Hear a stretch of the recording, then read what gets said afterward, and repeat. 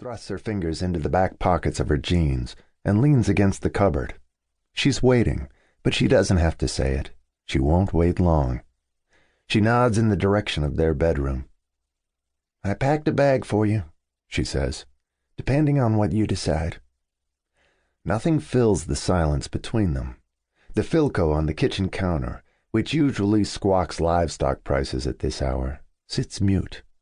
The coffee pot, whose glass top usually rattles with the percolating fresh brew, is emptied, washed, and stored in one of the boxes. On his way to the bedroom, George passes through the living room, and he steps over the blankets Margaret has wrapped and tied into tubes to serve as bedrolls. In the bedroom doorway he pauses, his gaze lingering on both what is there and what is not.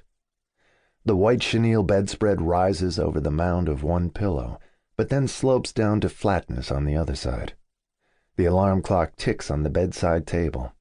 If he stays, he'll need reminders of hours and obligations, while she'll be traveling to where time obeys human need, and not the other way around. On top of the bureau, the perfume bottle sits, as full as the day she took it out of its gift box. Her brush is gone. So is the framed photograph that often made him pause. His son or his grandson? Did they really look so alike as 2-year-olds? Or did they confuse him because they occupied the same space in his heart? Did Margaret even hesitate before she packed the photo? Did she ask herself, who needs this more, the one who goes or the one who stays? His suitcase yawns open on the bed, and he walks over to paw through its contents. Clean socks, a few shirts, 2 pair of dungarees, underwear, that old plaid wool railroader's vest, a bandana. The bottom layers are cold weather wear, a wool scarf and knit cap, gloves, his sheepskin-lined coat, long underwear. He leaves the suitcase open and turns back toward the kitchen, a distance that suddenly seems more exhausting than the miles he's already walked today. In the kitchen, he looks over the contents of the boxes. Canned goods, flour, beans, dry and canned, oatmeal, evaporated milk, sugar, coffee, potatoes, apples, carrots, 2 cans of Spam and a box of Velveeta. Cups, bowls, plates, forks, knives, and spoons. And that all these are in pairs tells him that she's made all the provisions for him to go. And not much left for him if he decides to stay. She's packed the cast-iron frying pan and the coffee pot, and George Blackledge loves his coffee. A wash basin, kitchen matches, a can of lard.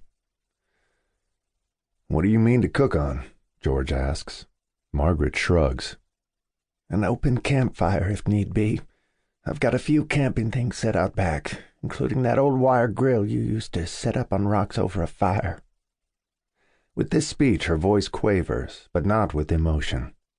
For years Margaret Blackledge has had a tremor that causes her head to nod and her words to wobble. Harmless, a doctor has called it, but it's unsettling in a woman who seems in every other regard as steady as steel. George pushes the kitchen window curtain aside.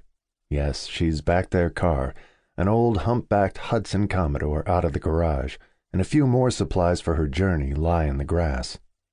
"You pulled out that old tent," George says. "You find the poles and stakes too?" "I believe all the pieces are there." "I could set it up," he says. "Let the sun burn some of the mildew smell out of the canvas." "I'd just as soon get going." George walks back over to the chair where her coat and hat wait. He lifts the collar of her mackinaw and rubs the wool between his fingers. "I see you've got the long underwear packed too. You planning on being gone right through the winter?" "I'm not planning on any length of time. I plan to go, that's all, and stay gone, as long as it takes." "What if Lorna says no?" George asks. "Any mother would." Margaret says nothing. "You have money?" "I went to the bank this morning." "Leave any in there?" "A little, not much."